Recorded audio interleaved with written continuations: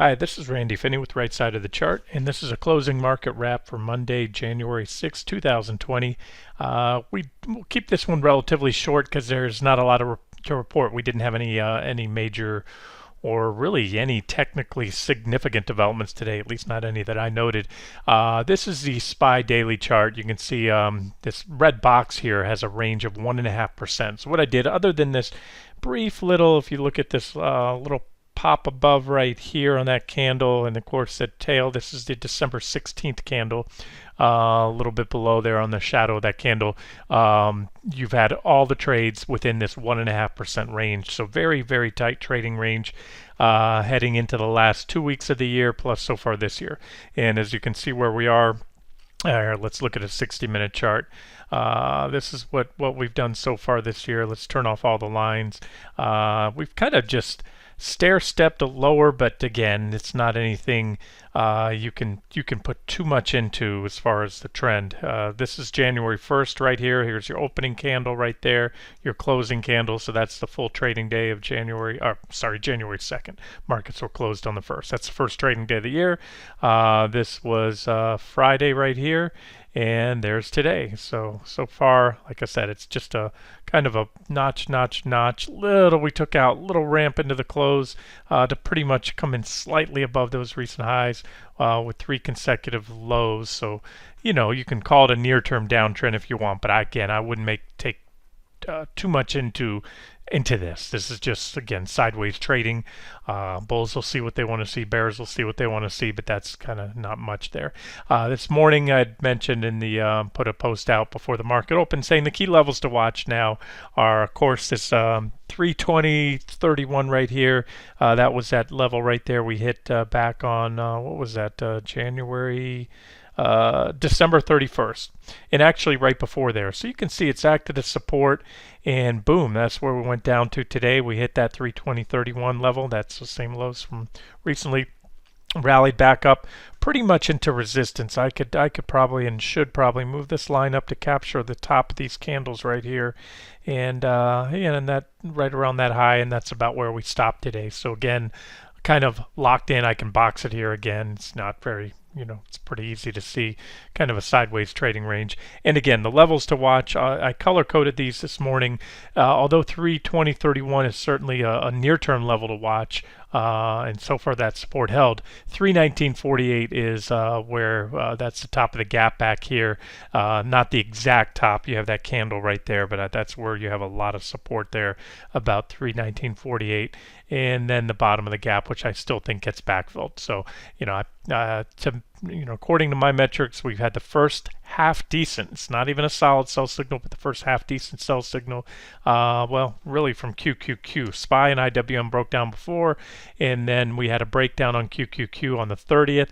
Went in, we back tested the primary uptrend line on the 60-minute chart, and so far, just like SPY, we've kind of been doing that stair step lower thing.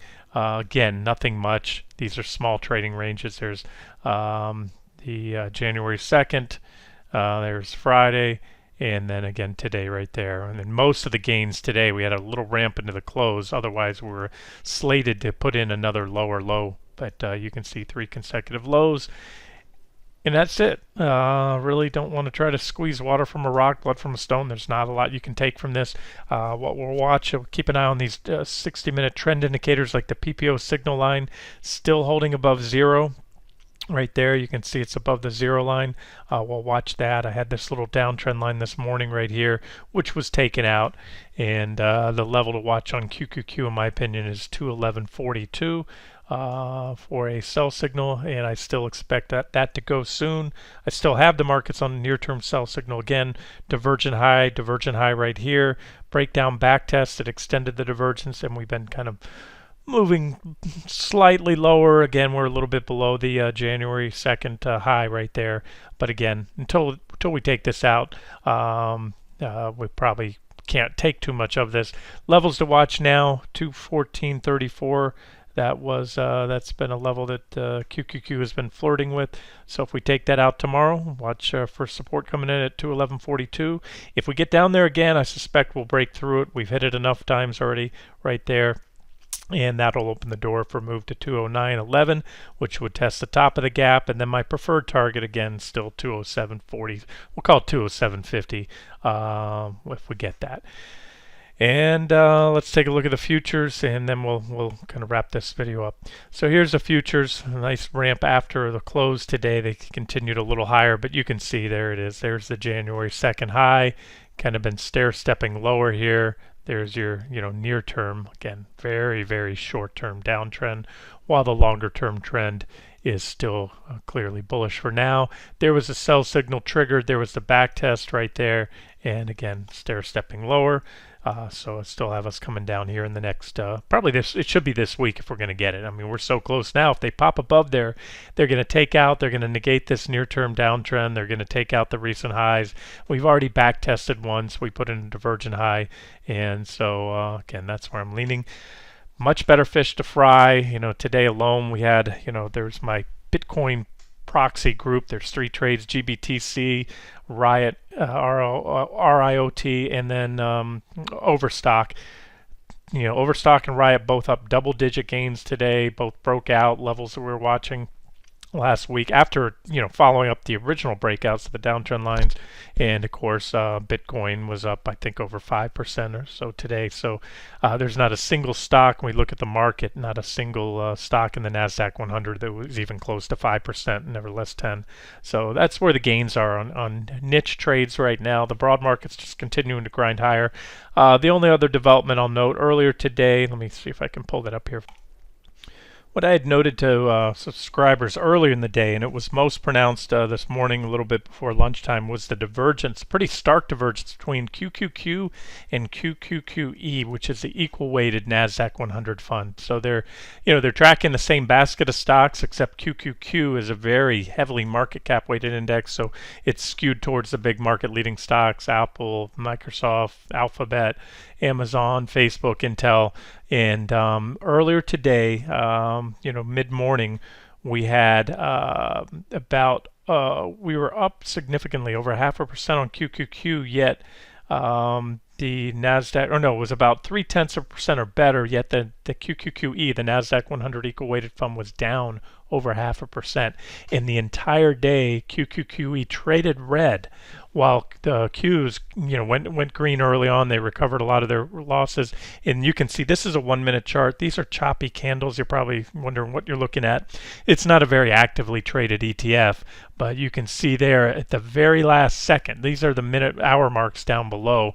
At the very few, last minute or so trading in the day, it just barely went positive, it was something I said to look for. They closed the gap. And what I'm talking about here, if you look at the, here's a way I use a watch list to find out the real-time breadth of any index, any sector, and what I'll do is I'll sort it by those that are gainers and the losers. So what we do here is we go down on the NASDAQ 100. You can see down at the very bottom of the list, there's actually 104 components in QQQ right here. Don't know if you can make that out on the YouTube channel, but it says 58 of 104 items in watch list. Why? Well, there's 104 because some companies have 2 different share classes, like Alphabet. They have GOOG and GOOGL that both trade. They're both in the NASDAQ 100 or in QQQ, in both actually. And so in this case, so what I do when I click on the gainers, that's the last of them.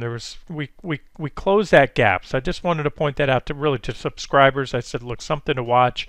Now, with that being said, so about half the stocks were up in QQQ, yet QQQ posted a pretty strong 0.64% gain. You can see a lot of that ramp into the close has already been faded in after hours. Here's your after hour trades shaded. So I just wanted to point that out, that with a 0.64, that's a pretty respectable gain. You should certainly see much more than half the stocks in a sector or an index trading higher. Again, they did close the gap somewhat later in the day, but again, we'll watch that going forward. And why? Why is that? Well, it shows you when the heavy market leading stocks are doing most of the heavy lifting, that's not a healthy broad-based market. It just shows you people buying the same names: Microsoft, Apple, Amazon, Facebook, and you go down the line, the lower tier stocks were not participating. So either way, I gave you some levels to watch, and Again, we'll wrap this up. Members, I do have one more on the my cryptocurrency basket. One of the subscribers to the site passed along another name that is another indirect proxy for crypto, just like our Overstock and in Riot. I want to share that one. I'll get that chart out with some targets. That one looks pretty nice. It's setting up pretty well right now. And we'll pick this up tomorrow. We'll see if we get any movement here. Again, 211.42 level to watch on QQQ. At this point, like I said, we've already back tested, and anything is possible. And the divergences would certainly stay intact, but we'll see what happens. I have to give the market credit for buying it up after the open today. With everything that went on over the weekend, they certainly stepped in and bought. Oh, forgot one. Told you I'd wrap it up, but I'd be remiss not to point this out. I covered this in the midday update for subscribers. Apple. This morning I posted that Apple was trading right on the price channel. Here's that 60-minute price channel I've talked about, highlighted recently. And we were right on there. We were on support. And again, the price channel is defined by this line and this one. And then in the video earlier today, I added a midpoint line. Now, notice anytime I find a price channel on a security, most of the time, I can add a midpoint line. Now, that midpoint line may not always be exactly in dead center. In this case, it's a little bit above the center line. But the midpoint line does a great job of acting as support and resistance within the price channel, and it's pretty simple stuff. Apple, you go long at the bottom, support. You can ride it up to the top, sell, reverse, go short, cover on the bottom. You can see it's pretty simple stuff. We're just stair stepping higher within the price channel, and we hit it today. We're right before the open. I said we're at that level, so they stepped in today, and in my opinion, this is a big part of why the market's reversed at the open. Apple had fallen back to support, where each and every time that it was at that trend line, the buyer stepped in. So that is a key level to watch. We're also, again, we stopped at the midpoint channel. You can see every time we came off the bottom, we hit that, we traded under it for a little while. If you regain it, which you did here, you go to the top. Then once you break below, it becomes resistance, and you go to the bottom. That's it. You hit it here, you traded sideways for a while, and then you gapped above it, you went to the top of the channel. Broke down below, back tested, went to the bottom of the channel. Simple stuff, guys. So we'll see how, if it continues, you don't always, sometimes as soon as you recognize a pretty clear pattern, that's when it stops working. But as of now, that's it. So these are levels to watch for Apple bulls. Bullish if it can gap up above that level tomorrow or break above there impulsively. If so, it opens a move to the top of the channel. But remember, there's a lot of divergences building on, and not just the markets, but Apple as well. Divergent high right here. If it pushes up again, it'll have another divergent high. So I'd be on watch, and still am, for a break below the price channel, the bottom of the channel. Or maybe we get rejected, and maybe we don't jump up into the top after the channel. Something to watch for tomorrow. And again, if we do, there's not a lot of downside to trade. And a day trader, leveraged up, you can make enough, to make it worth your while. But with the recent pattern of Apple breaking up above the midpoint of the channel and going to the top, you're probably your best bet, if you are looking to short a pullback trade, is wait for another tag at the bottom of the top of the channel. I'm sorry. And of course, you could add on a swing short position or a longer term short if the bottom of the channel breaks. And the implications, if that happens, Apple could be set up for it's probably more than a 6% drop from where we're at now, down to maybe a 10% drop, and that would certainly have an impact on the market. Until and unless that happens, as I like to say, support is support until broken. So let's see what happens. As of now, that's the trend for Apple. Apple is the largest component, by market cap in the S&P 500 and the Nasdaq 100. So if you want to know where the market's going, it makes sense to keep an eye on this stock here. That breaks, and you get those support levels that I highlighted earlier on SPY and QQQ. It's going to sharply increase the odds that they play out if Apple breaks down there as well. Okay, we'll wrap it up here. This has been Randy Finney with Right Side of the Chart, and hope you enjoyed it.